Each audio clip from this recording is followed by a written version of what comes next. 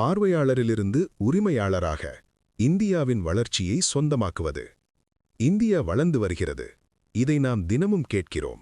GDP எண்கள் உயர்கின்றன, புதிய சாலைகள் உருவாகின்றன, தொழிற்சாலைகள் விரிவடைகின்றன, டிஜிட்டல் பரிவர்த்தனைகள் வேகமாக பெருகுகின்றன.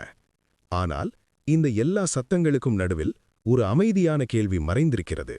இந்த வளர்ச்சியை நீங்கள் பார்த்து கொண்டிருக்கிறீர்களா அல்லது இதில் ஒரு பங்காக இருக்கிறீர்களா? பெரும்பாலானவர்கள் வளர்ச்சியை பார்வையாளர்களாக அனுபவிக்கிறார்கள். டிவி முன் உட்கார்ந்து செய்திகள் பார்க்கிறார்கள், ஜிடிபி விவாதங்களை கேட்கிறார்கள், மார்க்கெட்டின் ஏற்ற இறக்கங்களை கவனிக்கிறார்கள். அவர்கள் தகவல் அறிந்தவர்கள் போல தோன்றுவார்கள்.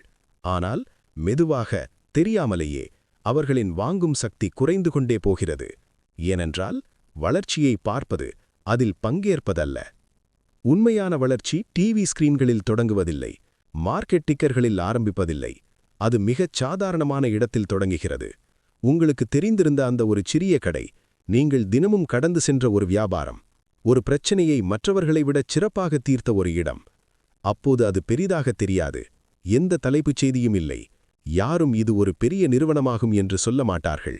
மக்கள் அதை பயன்படுத்துவார்கள், அதனால் பயனடைவார்கள், பிறகு மறந்து விடுவார்கள். ஆனால் அந்த வியாபாரத்தின் உள்ளே ஒரு முக்கியமான மாற்றம் நடக்க ஆரம்பித்திருக்கும். லாபம் மீண்டும் முதலீடு செய்யப்படுகிறது. தேவை வருவதற்கு முன்னே திறன் உருவாக்கப்படுகிறது. விநியோக அமைப்புகள் மெதுவாக விரிவடைகின்றன. ஒழுக்கமும் திட்டமிடலும் உருவாகின்றன. வளர்ச்சி வெடித்து வெளியில் தெரியாது, அது மெதுவாக மலர்ந்து வேரூன்றும். காலப்போக்கில் அந்த சிறிய வியாபாரம் ஒரு நிறுவனமாக மாறுகிறது. பிறகு அந்த நிறுவனம் மாநிலம் தாண்டுகிறது, நாடு முழுவதும் பரவுகிறது. சில நிறுவனங்கள் உலகத்தையும் தொடுகின்றன. தொழிற்சாலைகள் அதிகரிக்கின்றன, வங்கிகள் கடன் வழங்குகின்றன, ஐடி நிறுவனங்கள் வெளிநாடுகளுக்கு சேவை செய்கின்றன. அப்போதுதான் உலகம் கவனிக்கிறது.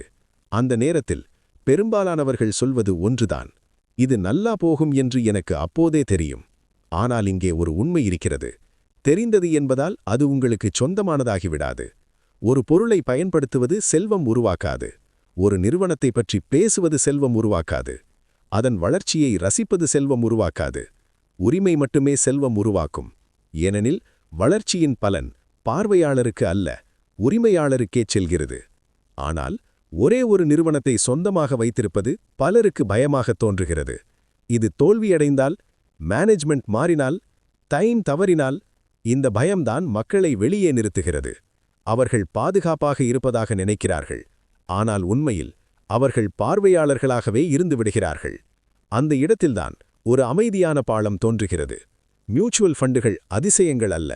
அவை நிறுவனங்களை உருமாக்கவில்லை, அவை வளர்ச்சியை கண்டுபிடிக்கவில்லை. அவை ஒரு மனித பிரச்சனையை மட்டும் தீர்த்தன. பல நல்ல நிறுவனங்களின் வளர்ச்சியை பந்தயம் கட்டாமல் எப்படி சொந்தமாக்குவது? இங்கே ஒரு உவமை புரிந்து கொள்ளுங்கள். பங்குகள். உங்கள் வீட்டில், உங்கள் தெருவில், உங்கள் ஊரில் பெய்த சிறு சிறு மழைத்துளிகள் போல.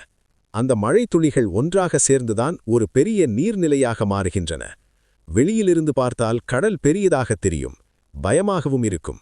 ஆனால் அந்த கடலில் பயணம் செய்ய உங்களுக்கு தேவைப்படுவது ஒரு கப்பல்.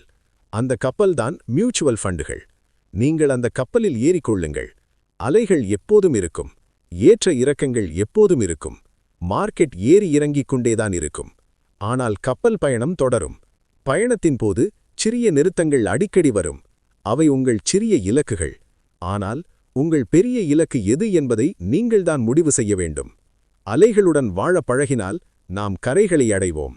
அலைகளை பார்த்து பயந்தால் கரையிலேயே நின்று பார்த்து கொண்டிருப்பதுதான் மிச்சம். மார்க்கெட் தினமும் ஏறி இறங்கிக் கொண்டிருக்கிறது.